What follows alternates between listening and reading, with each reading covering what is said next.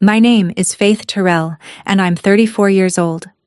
On the Saturday morning of Labor Day weekend, I woke up in my mother's house to a silence so complete I could hear the refrigerator hum, because my family had left the state without me. For 2 weeks they all told me the same thing: don't make any plans. They whispered in the kitchen and went quiet when I walked in. Just wait, my mom smiled. So I waited. I slept in my childhood bedroom because she asked me to stay. I woke up alone, to an empty driveway, and a note on the counter about my grandmother's medication. By noon, I was staring at my sister's Instagram story. A dock, a lake, my whole family laughing, and a caption I will remember for the rest of my life. Best trip ever. When she's not around. LOL. I didn't react. I didn't comment. I didn't text. I just waited. Because there was one thing about that lake cottage that none of them knew. 2 days later, my phone lit up with 63 missed calls and one message from my mom. Please come home. We didn't know. Welcome back to Calm Drama Stories, where quiet women tell you exactly how they took their lives back. No shouting, no chaos. Just the truth. Told slowly. If stories about family, boundaries, and long overdue justice speak to you, drop a comment below and be sure to subscribe. Let me back up, because you need to know who was left standing in that empty kitchen. I run a small bookkeeping firm on Main Street in Crestwood, Ohio. 3 part-time employees, 41 clients, and a coffee maker older than my career. I built it myself after community college, one tax season at a time. I live alone in a tidy apartment 10 minutes from the house I grew up in. I write in pencil, because ink is for things that are final. People trust me with their money because I am calm, I am exact, and I do not flinch at a bad number. 6 years ago, my dad died of a heart attack in the parking lot of the hardware store, 57 years old, holding a bag of deck screws. He was the axle of our family. When an axle breaks, somebody has to crawl under the wagon and hold it up. That somebody was me. I became the one who kept things running. My grandmother Ruth's medication schedule lived in my phone. My mom's furnace guy had my number, not hers. Every tax return in the family crossed my desk in April, free of charge. And on a shelf in my office, between client files, sat a green 3-ring binder that nobody in my family had ever seen. I added to it quietly, year after year, the way you tend a grave. 6 years of my life lived inside that binder. My family didn't know it existed. By the end of this story, every one of them would know exactly what was in it, and it would cost more than one of them could stand to pay. But that September, it just sat on the shelf, fat and patient, waiting for someone to finally ask the right question. You'd have liked my family if you only saw them from the street. My mom, Carol, 61, could make a folding table look like a magazine spread. She ran every holiday like a stage director. Who sat where? Who carried what? Whose news got announced when? My sister Brooke is 37, works part-time at the bank, married to Josh, a warehouse manager with a good laugh. Their daughter Ava is 12, all elbows and questions, and the only person at those dinners who ever asked how my week was. My brother Dean is 29, sells gym equipment, and has been one investor away from opening his own fitness franchise since he was 25. Every Sunday, we ate pot roast at Mom's, and every Sunday, there was a moment when something needed doing. A form, a bill, a phone call to an insurance company. And the room would say the same sentence, in the same easy voice. Faith will handle it. Nobody ever asked if Faith wanted to handle it. You don't ask the dishwasher if it feels like running. I fixed Aunt Patty's register at the craft fair. I did Dean's taxes, Brooke's taxes, Josh's side job taxes, and last fall, for the first time in my life, I said no to something. Dean wanted me to co-sign a loan for a new truck he could not afford. I offered to help him budget for a used one instead. He looked at me like I'd slapped him. The frost at Sunday dinner lasted 3 weeks, my mother's special weather, where nobody is angry and the gravy is passed to you last, every time, until you learn. I thought that frost had thawed by summer. I was wrong about what it had turned into. The whispering started 2 weeks before Labor Day. My mom called me on a Tuesday while I was closing out a client's payroll. "Don't make any plans, sweetheart," she said, and I could hear the smile through the phone. "Not for Labor Day weekend, promise me." I asked what was happening. "Just wait," she said. That Sunday at dinner, the whole house had a secret in it. Brooke and Mom went quiet in the kitchen when I came in for the salad bowl, the way a radio cuts out under a bridge. Dean grinned at his plate like a kid holding a firecracker. At one point, Ava bounced up to me and said, "Aunt Faith, did you know that we're—" And Brooke's hand landed on her shoulder and steered her toward the dessert table so fast the child's ponytail swung. I told myself it was a surprise. For me, I know how that sounds now, but you have to understand what those 2 weeks felt like from the inside. I have spent 6 years being the person who plans things for other people. Nobody had planned anything for me since my 28th birthday, when my dad grilled burgers in the rain and made everyone stand under the awning and sing. So when my family started whispering and smiling and telling me to keep my calendar empty, some closed-up room in my chest opened a window. Maybe a party. Maybe a trip. Maybe just a cake and my name on it. I audit other people's stories for a living. I can find the hole in a budget from across the room, but even a bookkeeper can misread a number when she wants the total to be true. I want to be clear about something, because it matters later. I did not walk into this blind. I asked. Twice. The first time, I asked Mom straight out if the family was doing the cottage for Labor Day, because if so, I needed to shuffle 2 client deadlines and book the time off from my own business. She looked me in the eye and said, "Stay in town, honey. Trust me, you'll want to be here." The second time, a week out, I asked Brooke if I should prep anything, coolers, groceries, the usual. She said, "Nope, all handled. Just keep your weekend free." So I did what a careful person does. I moved my quarterly review with my biggest client to the following week. I gave up my seat at a bookkeepers conference in Columbus I'd been looking forward to since spring. Non-refundable, by the way. I checked the family group chat for logistics, because I'm always the logistics. Nothing. Quiet as a closed bank. And here's the part that stings to say out loud. This past January, I had tried to fix this family with a spreadsheet. I printed a simple cost-sharing plan, who could chip in what for the family's expenses, everything above board, and set it on Mom's table. My mother cried like I'd read her diary in church. Brooke said, and I quote, "You're turning family into an invoice." Dean called me a cash register with a ponytail. So I folded my 1 page back into my purse, and I kept paying for everything myself, quietly, the way I had for 6 years. They called me a cash register in January. By September, I'd find out what they really thought I was. The Friday before Labor Day, Mom invited me for dinner and asked me to sleep over. "Stay in your old room," she said. "Big day tomorrow. Just wait." She made pot roast on a Friday, which should have set off every alarm I own. The house felt warm in a rehearsed way, like a stage set 10 minutes before curtain. Dean kept checking his phone and smiling. Brooke and Josh came by for dessert, and twice I walked into a conversation that stopped so hard I could feel the period at the end of it. I caught a glimpse of a suitcase behind the laundry room door, navy blue, wheels out, ready. And my chest did that stupid warm thing again. Luggage. A surprise trip then. Maybe they'd finally planned something and my only job was to show up and be celebrated.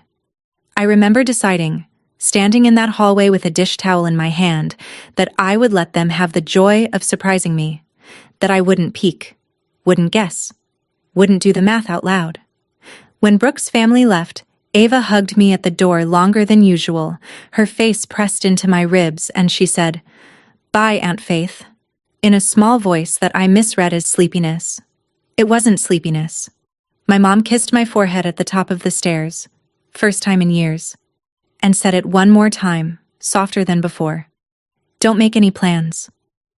I brushed my teeth in the sink I'd used as a teenager and fell asleep in my childhood bed, listening to my family whisper through the wall, warm as a fool in winter. I slept well. That's the part I still can't forgive myself for.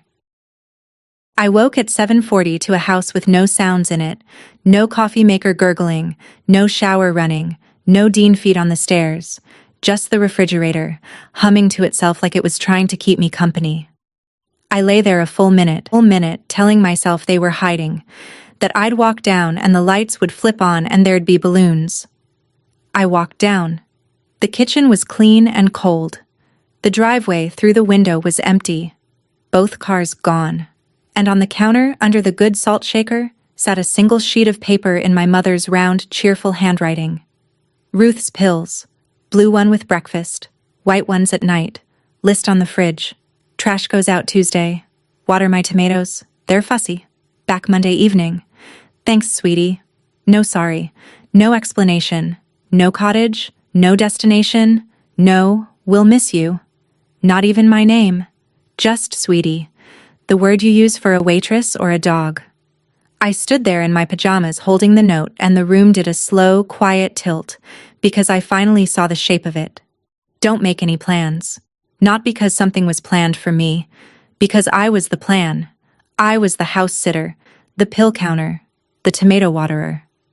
The staff doesn't get a warning when the family goes on vacation. The staff gets a list. I called my mom once, straight to voicemail, her chipper greeting from 10 years ago. I set the phone down on the counter next to the note and made myself a cup of coffee in that spotless kitchen, and I drank it slowly, standing up, while somewhere north of me my family was laughing on a highway. By noon, I found out where they were, the way you find out most things now, from a screen. It was Brooke's Instagram story. I wasn't even looking for it. The app served it to me like a subpoena. First frame, a wooden dock over blue-gray water, Dean mid-cannonball, all knees and glory.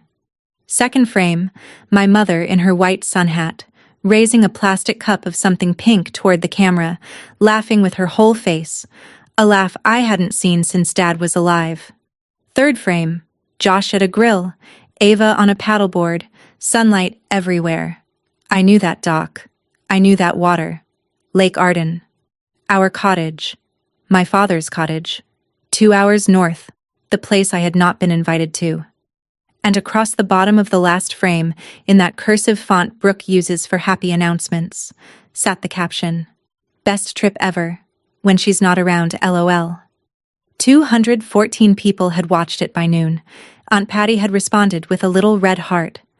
I stood in my mother's kitchen and read it 4 times, the way you re-add a column that keeps landing on a number you don't want.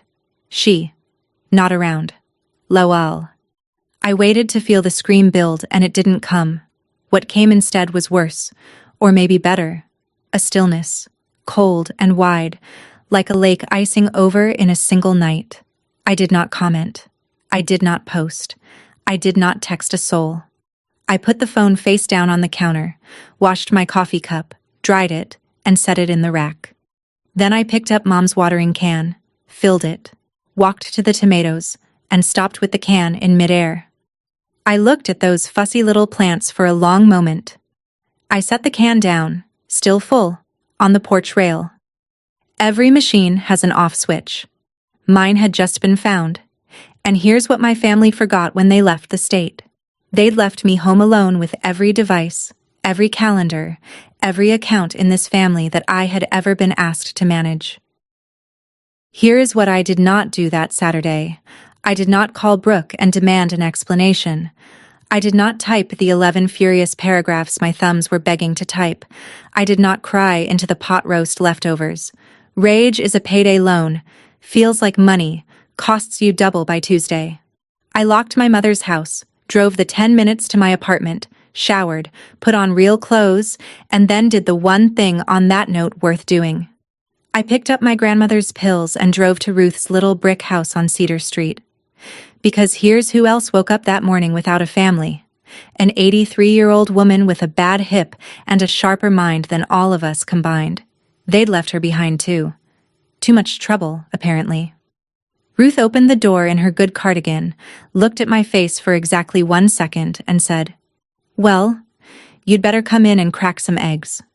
So the 2 people who got scratched off the guest list ate scrambled eggs and toast at her kitchen table, off the plates with the blue windmills, and neither of us said the word cottage for a full hour. There was a kind of peace in it, sitting with the only person in my family who had never once handed me a list. If you've ever been the one holding everything together, And somehow the last one anyone thinks to invite. Tell me in the comments where you're watching from tonight. I read every one of them. And if this story already sounds familiar, go ahead and subscribe, because what I found on my grandmother's iPad 2 hours later, my family still doesn't know I saw. And it changed everything about what happened next. My grandmother Ruth taught 3rd grade for 31 years, which means she can smell a lie before it finishes getting dressed. She poured me more coffee and told me what she knew, which was almost nothing, and that was the point. They'd told her about the trip on Thursday. An adult's getaway, Ruthie, you'd hate the stairs, is what my mother said to her. To a woman who still does her own gutters against everyone's direct orders. Ruth stirred her coffee and delivered the line I've thought about every day since. They took the boat keys, she said. Funny. Nobody ever asks who keeps the lights on. I looked up. She looked back, steady as a level. She didn't know the details. She has never seen my green binder. But grandmothers do arithmetic in their own currency. She'd watched me show up with a toolbox in February and a checkbook in April for 6 years. She'd drawn her own conclusions and filed them away, the way teachers do, waiting for the student to be ready. Then she said something stranger. Your father did one smart thing about that cottage before he died. She held her mug with both hands. Ask me about it when you're ready. I said I was ready now. She shook her head. No, honey, you're angry now. Ready is different. Ready comes after you know what they're actually doing up there. I told her they were swimming and drinking pink things out of plastic cups. Ruth looked out her kitchen window toward the north, the direction of the lake, for a long, quiet moment, then said the second thing I've never forgotten. Your mother came by Thursday with casseroles and her good church folder on the car seat, honey. Nobody packs paperwork for a swim. I didn't know what she meant yet. Her iPad was about to tell me. The iPad was my fault, in the way everything in this family was eventually my job, and therefore, my fault. 3 years ago, when Ruth's doctor moved her checkups to video calls, the family decided, say it with me, Faith will handle it. So I set up an iPad for her using an old Apple ID of Brooke's, because Brooke had an unused account and nobody wanted to pay for new storage. Brooke never logged out. I maintain the thing every month like a good little IT department. Updates, storage, charging cable by the recliner. That Saturday afternoon, I picked it up off Ruth's end table to clear her cluttered screen before her Monday appointment. And there it was on the lock screen, patient as a paper cut. A shared calendar notification. Gary Sutton. Cottage. Mon 11 o'clock a.m. I stood very still. Everybody in Crestwood knows Gary Sutton.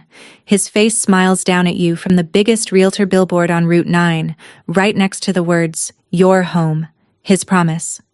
My thumb hovered over the screen while my brain did what it is trained to do, reconcile the accounts. A realtor. At our cottage. On Labor Day Monday. At 11 in the morning. With my entire family gathered in one place, coolers packed, kids entertained, grandmother parked, and the one person who reads every document in this family conveniently left 2 hours south watering tomatoes. Numbers don't lie, but they'll sit quietly while you lie to yourself. I'd spent 2 weeks believing the whispers were a party. The lock screen fixed that. My family didn't take a vacation, they took a meeting. And whatever that meeting was about, they had needed me, specifically, surgically, me, not to be in the room for it. I want to be honest about the next part because I've gone over the ethics of it at 2 in the morning more than once. I opened the Messages app on that iPad. It was a device I administered, signed into an account its owner had abandoned, syncing conversations nobody had bothered to silence. But yes, I opened it, with cold hands and Ruth pretending very hard to watch her bird feeder. At the top of the list sat a group chat I had never been in. Cottage crew, with a little boat emoji, created the 3rd week of May. While I was doing their taxes amended returns, I scrolled up through 3 months of my family planning a weekend without me the way other people plan weddings. Who'd bring the kayaks? Whether Josh's brother could lend a second grill. Mom asking Brooke to pick the week Faith usually does quarterly filings, so she won't push to come up. And then, from the second week of June, the message that rearranged something in my chest permanently. Ava, sweet, loyal Ava, texting from Brooke's phone, had asked, "Is Aunt Faith coming? She loves the lake." And my mother's reply, time-stamped 9:41 on a Tuesday morning, sitting there in a gray bubble like it was nothing. "Not this one, honey. She'll do the math out loud." That was it. That was my crime, stated plainly by my own mother in writing. Not that I was cruel or boring or difficult. That I would do the math. Out loud. In front of everyone. I read it maybe 10 times, and somewhere around the 6th, the hurt did a strange thing. It turned professional.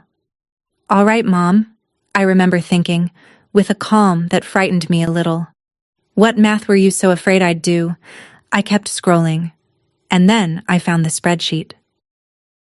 Pinned to the top of Cottage Crew, above the kayak logistics and the sunscreen reminders, sat an attachment. Terrell Family Budget version 3. I built that file. 2 winters ago, at my mother's kitchen table, I made her a clean little template with tabs and formulas so she could track her spending without calling me every Sunday. She'd hugged me and called me her clever girl. And now here it was, my own handiwork, repurposed to budget the family weekend I'd been deleted from. Gas money split 4 ways, grocery list, a line item that said, GS Lunch, Carol. GS Gary Sutton. They were buying the realtor a sandwich with my spreadsheet. But the file was just the appetizer. The chat spelled out the rest in cheerful little bubbles. Sunday night, after the kids went to bed. Family meeting. Everyone on the same page before Gary comes. Monday at 11, Gary Sutton walks the property. The words, listing price, appeared.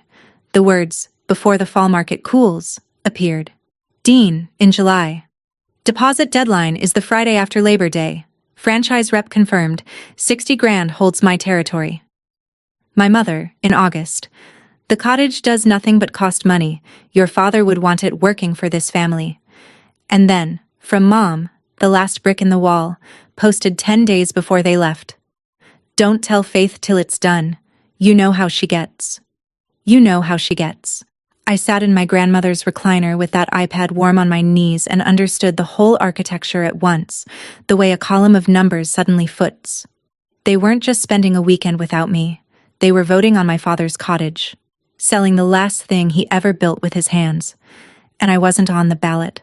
I was on the chore list.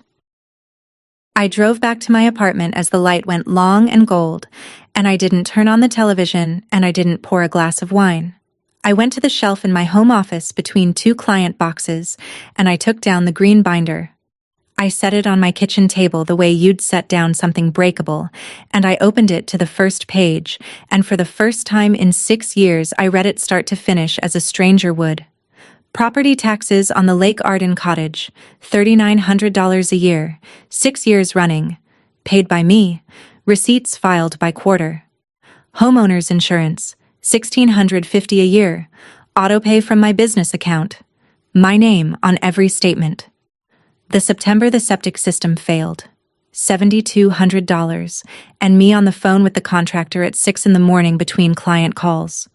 The roof after the ice storm. $4,800. The dock Dean cannonballs off of, $2,300 to rebuild the pilings. The furnace, $3,100. Winterizing, plowing the lane, the plumber, the chimney man. Another $10,700, nickel by nickel, autumn by autumn. At the bottom of the last page in my own pencil sat the total I had never once said out loud. $61,400. The cottage does nothing but cost money, my mother had written. She was almost right. It cost money. It just never cost her any. I sat there with my palm flat on those pages, and I heard her voice from 2 weeks of phone calls, sweet as pie filling. Don't make any plans. I looked at 6 years of my quiet, invisible, unthanked competence lying open on a kitchen table, and I made one. But a plan needs its paperwork, and mine was missing one document. So the next morning, I went back to my grandmother. Sunday morning, Ruth had coffee waiting because grandmothers keep their own calendars. I sat down and said, I'm ready now. And she nodded like I'd finally turned in my homework and told me about the smart thing. 8 years ago, 2 years before he died, my dad had a warning. Chest pains on a ladder, an ambulance, a stent, and a week of lying in a hospital bed doing what men like him never do, thinking about after. When he came home, he refinanced the cottage to fix the foundation, and on a gray Thursday that October, he drove to the title office in Harlan Falls and had the deed redone. Joint ownership. His name and mine. Ruth went with him. She signed the visitor log. She remembers he wore his funeral tie because it was the only one ironed. He said the cottage should belong to someone who shows up. She told me, hands around her mug. He said, and I'm quoting your father now, someone who shows up should hold the keys. I knew, of course. I'd signed the papers myself at 26, half listening, embarrassed by the fuss, assuming it was estate housekeeping that would matter someday in some distant gray-haired future. He meant to tell the family when the moment was right. 22 months later, he was gone in a parking lot, and there'd been no moment, and I had folded my ownership away with my grief and never once said it out loud. Because saying it while Mom wept over his recliner would have looked like a land grab, and I was too busy becoming the family's load-bearing wall to read my own blueprints.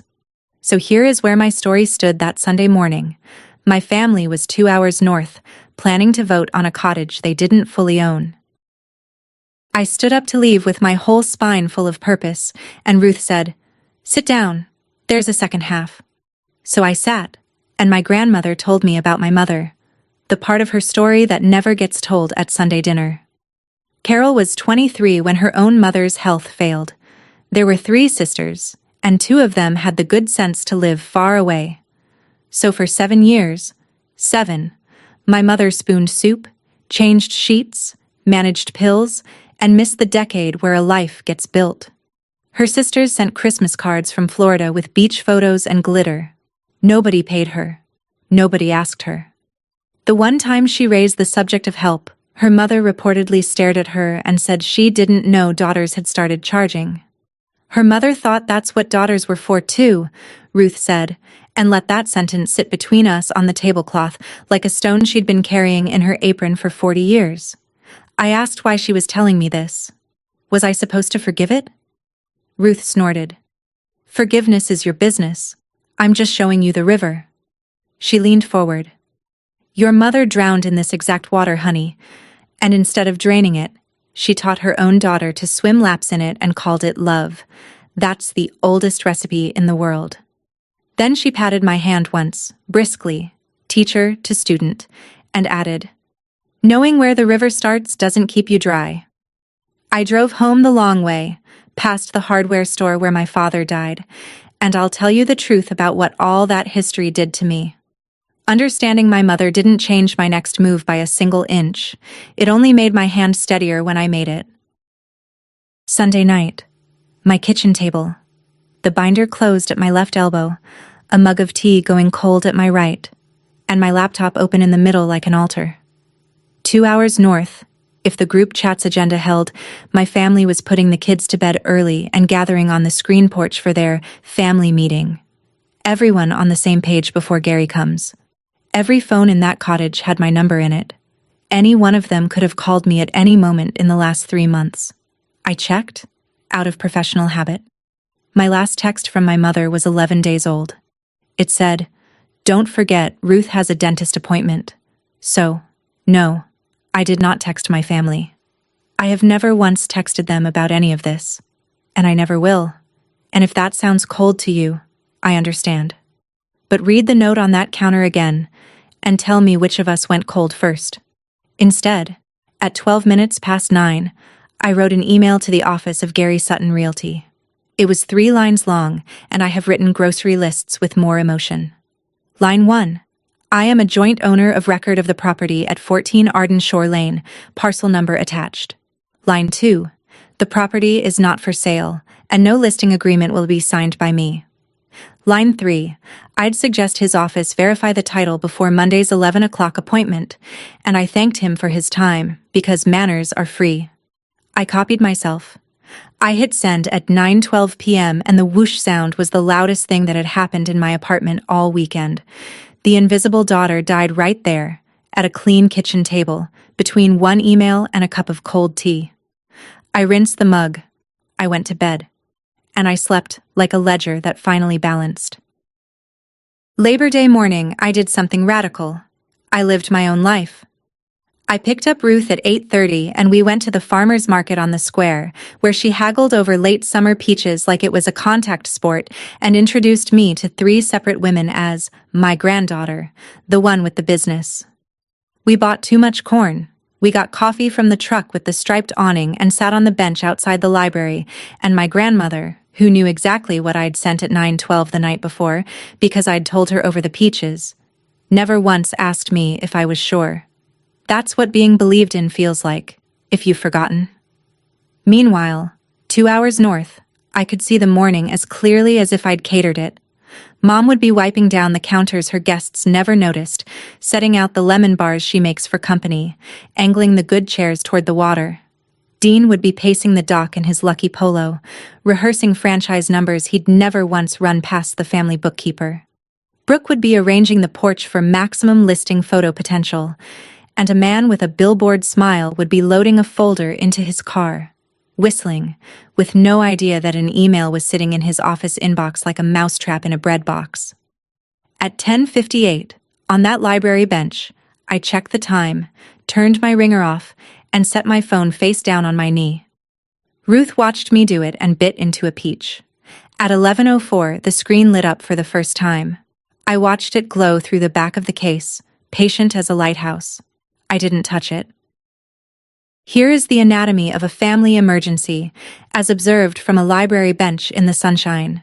11:04, Mom. 11:06, Mom. 11:10, Dean. Then Dean.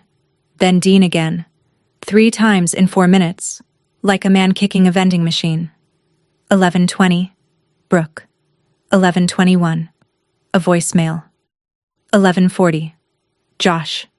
Josh, who has never called me in his life, a man so allergic to the phone he texts thumbs up to voicemails. By noon, the screen looked like a slot machine that wouldn't stop paying out. I drove Ruth home. I made her lunch. I fixed the sticky hinge on her screen door, because Labor Day is for labor. The only messages I opened all afternoon were from the one number I'll always answer. Ava, texting from her mother's phone in the way of 12-year-olds. No capital letters, no context, pure signal. Aunt Faith, why is everyone yelling? Then, 20 minutes later, the realtor guy left after like 10 minutes. He didn't even get to the dock. Then, Grandma keeps saying a number and putting her hand over her mouth. Then, at 4:30, the one that told me the whole story. Mom deleted her story. Not posted an apology. Not called me on speaker to say we're so sorry. Come up. We'll wait. Deleted the evidence. I put the phone on the charger in my kitchen at 9 and watched a documentary about lighthouses. By midnight, the counter on my missed calls read 63 from 5 different numbers, and not one voicemail among them had yet said the only word that mattered. Somewhere around hour 2, they'd learned who owned the cottage. From what I could piece together, it took them until dark to work out who'd been paying for it. Tuesday morning, over coffee, I listened to my voicemails the way I review a client's shoebox of receipts, chronologically, without flinching, pencil in hand. Dean, 11:21, shouting over lake wind. What did you do? Gary walked. You sabotaged me. Call me back right now. No question about whether it was true. Straight to the wound. Brooke, 1:15, in her bank voice, the one she uses to deny loans gently. Faith. There's been a misunderstanding, and I think if we all just talk like adults. And then a pause, and lower, off script. Mom says there are records? Just call me. Aunt Patty, 3 o'clock, syrup over gravel. Honey, whatever this is about, family works it out. Also, is it true about the taxes? Call Aunt Patty. And then my mother. 3 voicemails spread across the day like the stages of a fever. The first, brisk and managerial. Faith Ann Terrell, call me this minute. This is a family matter. The second, at dusk, quieter, the wind gone. You paid the septic? Faith. The roof? Why didn't you? And then a long breath, and the click. And the third, at 11:58 p.m., barely above a whisper, the voice of a woman sitting alone on a dark porch while everyone else pretends to sleep. Please come home. We didn't know. I set my pencil down. I looked out my window at the parking lot of my ordinary self-made little life, and I said to my empty kitchen the only reply that voicemail deserved. You knew enough to whisper. 63 calls in one day from a family that couldn't dial my number once all summer to say pack a bag. If someone in your life only calls when the lights go out, tell me about it in the comments. I read them all. And stay with me. Because what I said at that living room meeting 2 nights later is the part my family will never forget. They came home Tuesday, a day late, because you can't check out of a lake cottage angry any faster than you can happy. Dean didn't bother calling first. At 12:40 he shouldered through the door of my office on Main Street, sunburned and thunderous, past Marcy at the front desk, and stood over me smelling like lake water and betrayal. You knew, he said. You sat down here and let us drive into a wall. I finished the entry I was typing, saved the file, and folded my hands. You planned for 4 months, I said. I sent one email. He went off like a shaken can. I'd embarrassed him in front of the franchise people. I'd always thought I was better than everyone. This is why nobody wanted me there. That last one hung in the air between us, and he had the decency to look away from it. Then he said the sentence he'd actually come to say, the one the whole cottage had no doubt agreed on. Family money is family money, Faith. I looked at my brother, 29 years old, strong as a barn door, not a bad man, just a man who'd been served his whole life and thought it was weather. Family money is family money, I repeated. Then it's strange none of the family paid any. His jaw worked. He wanted to hit something, and there was nothing in my tidy office soft enough, so he kicked my wastebasket into the wall on his way out. Paper everywhere, very fierce. And left. Marcy leaned in with wide eyes and asked if I was okay. I was picking up crumpled paper off my floor, and I realized I was, mostly. But the visit that actually got under my skin came that evening. Brooke. And Brooke brought something I didn't have, a piece of the truth. Brooke knocked on my apartment door at 7, holding a grocery store lasagna like a white flag, mascara ghosted under her eyes. I let her in because I wanted answers more than I wanted distance, and my sister has never been able to hold a secret with witnesses present. She started with the caption. It was a stupid joke, she said, staring at my counter. You were being... I thought you'd chosen work over us again. I was mad at you. It was ugly, and I'm sorry. Chosen work over us. I asked carefully what exactly she meant, and watched my sister's face do something complicated. Mom told us in June, Brooke said. She said she'd invited you first, before any of us. She said you told her Labor Day was your busiest client stretch, quarterly something, and that we should go without you. You insisted, and we shouldn't bring it up because you felt guilty about it. The kitchen got very quiet. She stood in my driveway, Faith. She said, Don't pester your sister about the trip, she'll just feel worse. So there it was, the missing column. To me, Mom had said, Don't make any plans. Stay in town, just wait. To them, Mom had said, Faith turned us down. Don't mention it to her. 2 stories, airtight, pointed away from each other like curtains over the same window, and one director standing between them, keeping both halves of her family from ever comparing notes. Even the cruelty of that caption had been farmed. Brooke had aimed it at a sister she believed had snubbed the family. I'm not excusing her. LOL is LOL. But as she stood in my kitchen crying into her own casserole, I finally saw the full blueprint. My mother hadn't just hidden a trip from me. She'd hidden me from my family. Wednesday, the summonses started. Mom wanted me at the house, to straighten this out as a family. At her table, on her clock, with her pot roast as anesthesia. Aunt Patty offered to mediate, which is Patty for sitting close enough to hear everything. I declined all of it, politely, the way I decline clients who want creative accounting. Then I sent my first message to my family since Friday. One text to the regular group chat, the public one, the one with no boat emoji. Wednesday, 7 p.m., Mom's living room, everyone, I'll bring the paperwork. That was the whole message. I watched 3 sets of typing dots rise and fall like people bobbing underwater, and after 6 minutes, the only reply was from Dean. Okay. Power isn't loud, it turns out. Power is being the one who names the time and brings the documents. Sound familiar, Mom? I spent that afternoon at my office copier like a priest preparing communion. 5 sets, collated, clipped. Every receipt, every statement, every canceled check. 6 years of the green binder reproduced in black and white. Marcy asked if I was okay for the second time in 2 days. Never better, I said, and meant it, which worried me more than the alternative. I stopped at Ruth's on my way home. She was watching her shows, and she muted the television, which is how you know a conversation matters. I asked her to come. I'll sit in the armchair, she said. You'll stand. Then she looked at me over her glasses with those third-grade teacher eyes that have watched 40 years of children decide who to be. Go get your inheritance, honey, not the cottage. The other thing. I didn't fully understand her until it was over. I wasn't going there to win. I'd already won Monday at 11:04. I was going there to decide what winning would cost.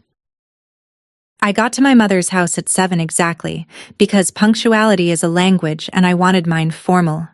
The living room was staged, of course. My mother has never once hosted an ambush without refreshments.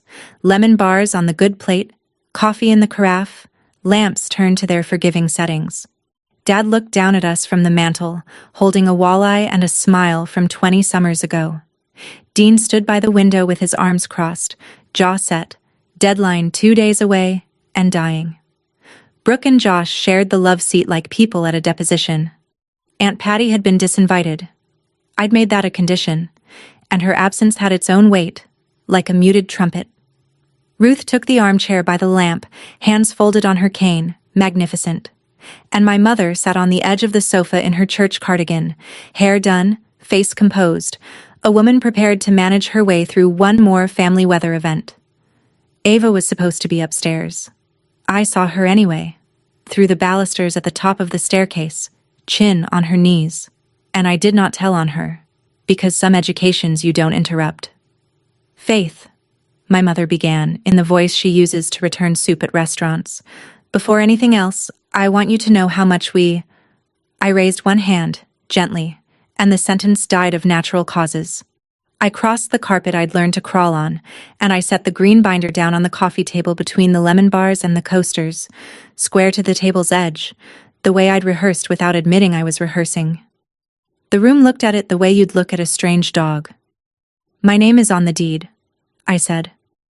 But that's not the part you don't know yet. My mother said my name the way you'd handle glass. I opened the binder. I stayed standing, and I turned pages, and I did what I do better than anyone in that room. I read the record into evidence. Property taxes, Lake Arden Cottage, $3,900 a year. Here's 6 years of county receipts. Note the name on everyone.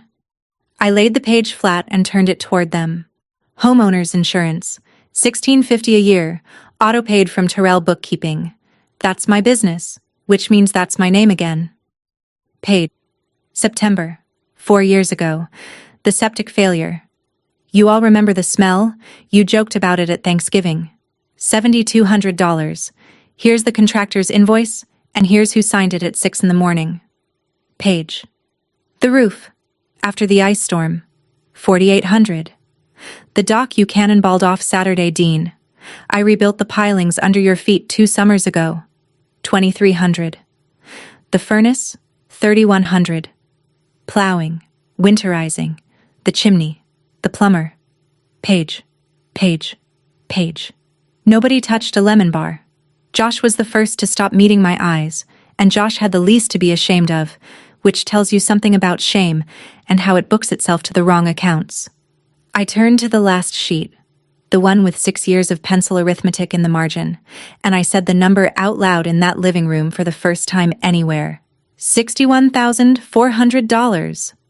Then I set a clipped photocopy of the entire binder in front of each of them. Mom, Dean, Brooke, and Josh, and one for the armchair because Ruth had earned a program. Mom was right about one thing, I said, and I looked at her, and my voice stayed level, and hers was nowhere to be found. I do the math out loud. The clock over the kitchen doorway ticked. Somewhere upstairs a stair creaked and went still. My mother rose off the sofa cushion and I braced for the denial, the reframe, the managed weather I'd been forecast my whole life. That is not what came out of her.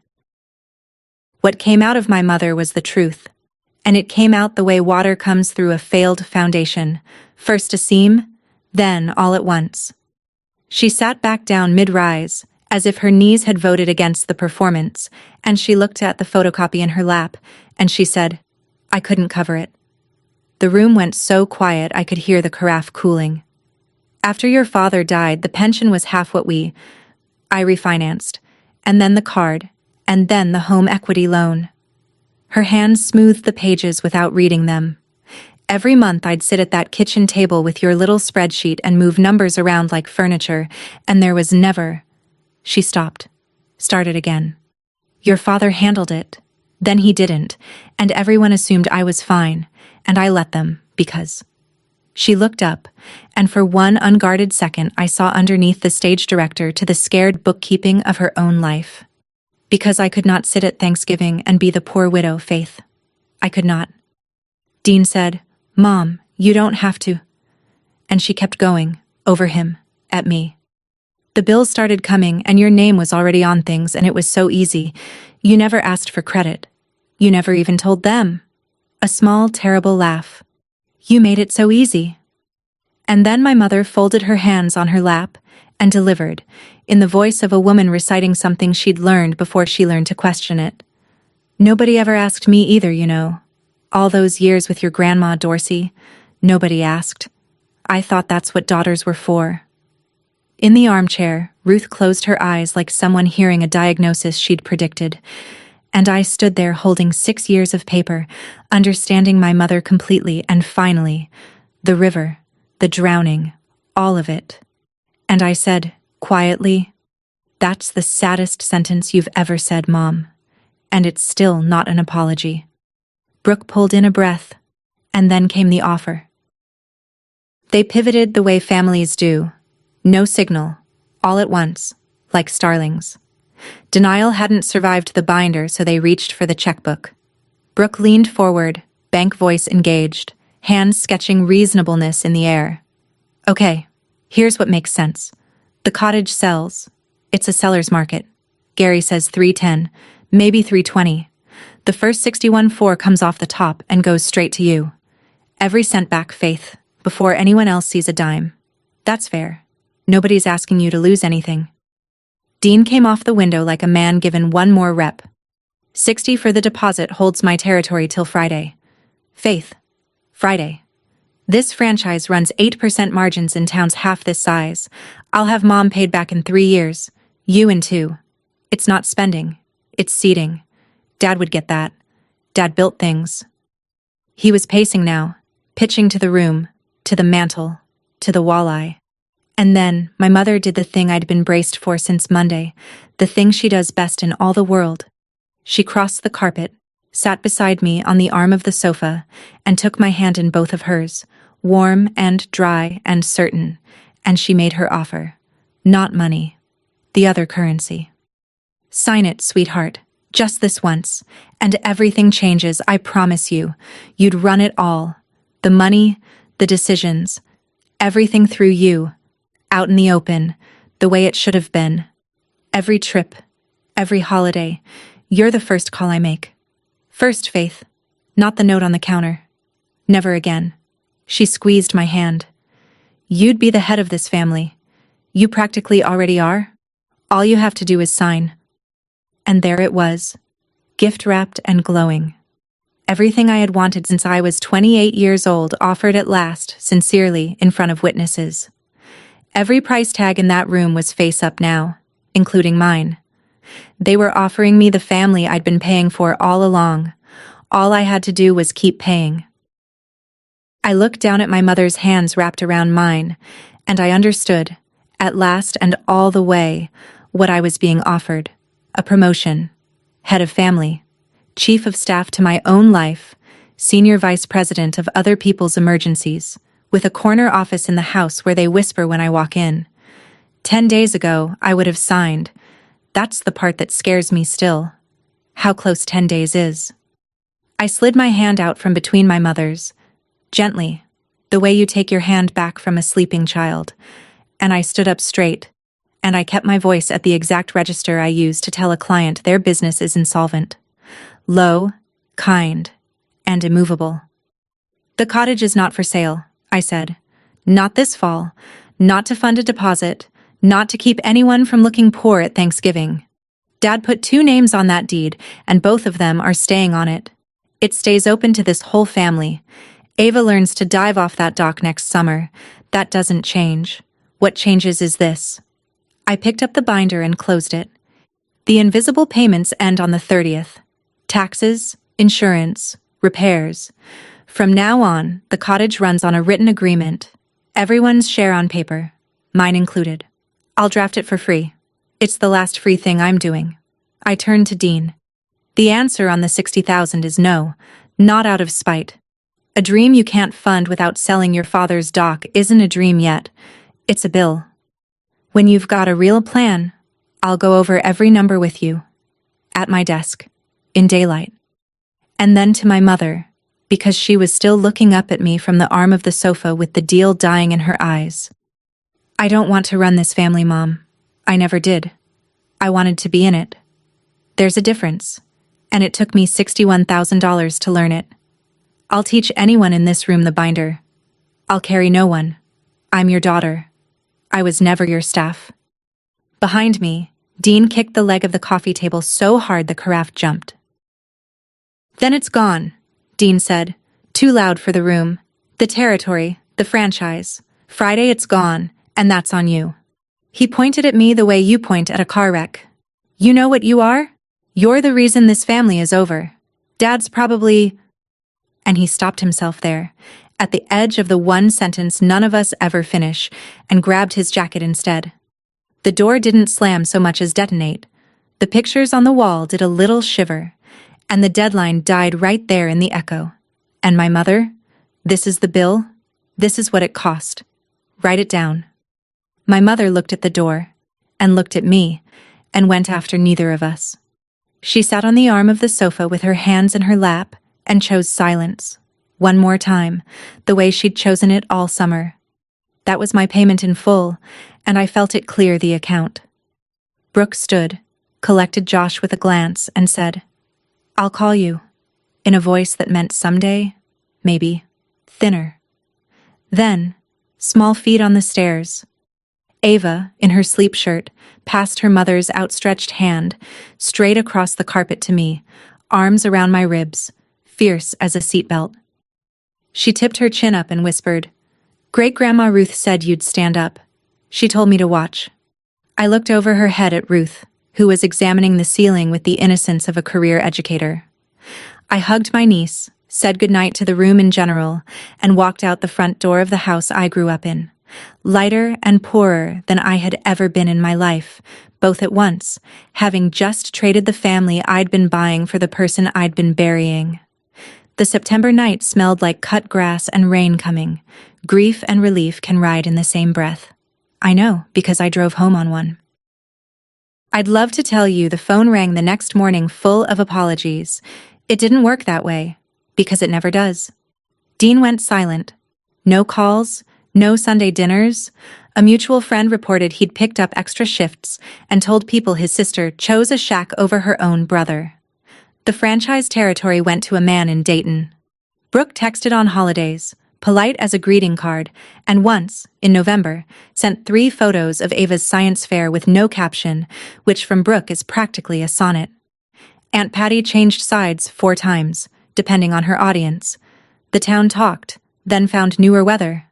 And then, on a gray Tuesday in October, The bell over my office door rang, and my mother walked in.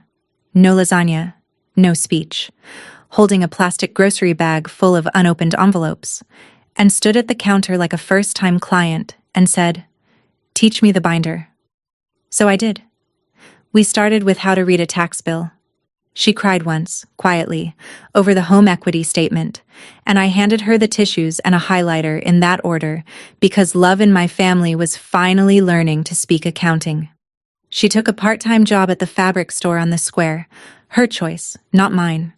And in December, she put a check for $200 on my counter, the first of a payment plan she invented herself. Against $61,000, it was a raindrop in a quarry, and we both knew it. And I deposited it anyway, because the point of that check was never the amount. Ava started coming by on Fridays after school to learn what she calls allowance math. Small true things. It turns out that's what's left when the performance closes. And small true things, unlike pot roast and promises, compound. This Labor Day, 1 year, almost to the hour, after I woke up to that silent house. I woke up at the cottage on Lake Arden. First one up, coffee in my father's old mug, bare feet on the dock he paid for, and I kept standing. The lake did its early morning trick where it holds the sky still for you. Ruth was on the porch by 8, wrapped in a quilt, supervising the horizon. Ava spent the morning practicing her dive off the end of the dock, badly and magnificently, while Brooke, who came up Saturday, awkward and trying, which counts, filmed every attempt and posted none of them. My mother arrived at noon, invited, with potato salad and without commentary, and sat in a lawn chair like a guest, because that's what she was, and guests, it turns out, can be delightful. There's a cost-sharing agreement in a drawer in the kitchen with 4 signatures on it. Nobody whispers here anymore. The whole architecture of whisper has been condemned. Dean didn't come. His name is in the agreement anyway. His share marked paid by owner Faith for 1 more year because the door isn't locked to my brother. It just has visiting hours now, like every honest door. Late in the afternoon, Ruth watched me flip burgers in the rain-spitting breeze, under the awning, the way my father used to, and she smiled at something far away. They told me once, "Don't make any plans." I made plans. If you keep one line from my story, keep this one. Being needed is not the same as being loved, and the day a woman finally learns the difference is the day she stops being furniture in other people's houses and starts being the author of her own. That's my story.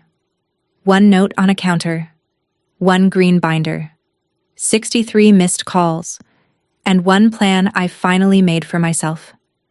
If this reminded you of a ledger you've been keeping quietly for people who never once asked what it costs you, take that as your sign. Bring it into the daylight, kindly and completely, and let the people who love you prove it with more than a guest list. If you know a woman who needs to hear this today, share this video with her. Drop a comment and tell me what you would have done at that living room table. I read every single one. Hit subscribe if you haven't yet, and I'll see you in the next story.